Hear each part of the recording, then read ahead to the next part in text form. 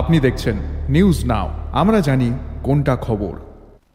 আবারও ব্যতিক্রমী রাজনৈতিক সমীকরণ সামনে এলো কৈলাসহরে।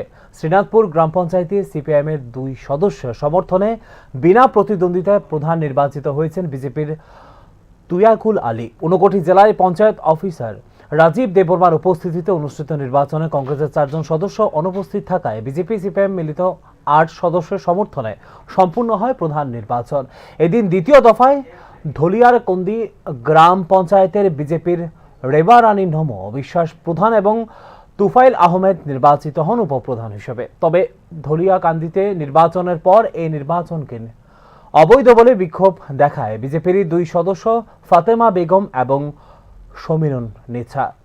তাদের বক্তব্য, খুব শীঘ্রই প্রধান এবং উপপ্রধানের বিরুদ্ধে আনা হবে অনাস্থা। অন্যদিকে সিপিআইএম এর সমর্থনে বিজেপি প্রার্থী প্রধান হওয়ার তীব্র প্রতিক্রিয়া জানিয়েছেন ঊনকোটি জেলা কংগ্রেস। মাঠে কংগ্রেসকে বিজেপির সম্পদ কালীয় বললেও শেষ পর্যন্ত বিজেপির সঙ্গে হাত মিলিয়েছে বিজেপি, যা রাজনৈতিক ভণ্ডামির পরিচয় বলে অভিযোগ করেছে কংগ্রেস।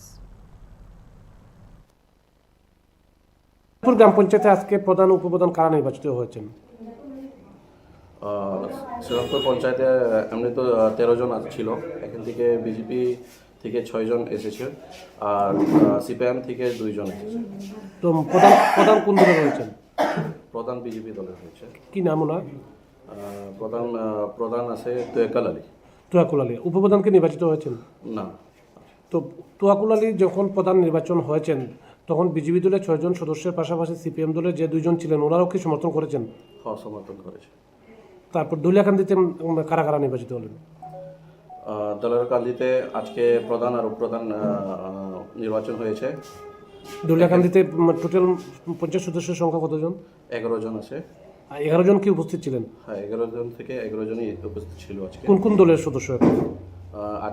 এখানে বিজেপি থেকে 7 জন আছে আর আইএনসি থেকে 4 জন। তখন প্রধান কে হয়েছেন? প্রধান আজকে রেবা রানী নম বিশ্বাস বিজেপি দল থেকে, আর উপপ্রধান হিসাবে আজকে তোফাল আহমদ বিজেপি দল থেকে নির্বাচন।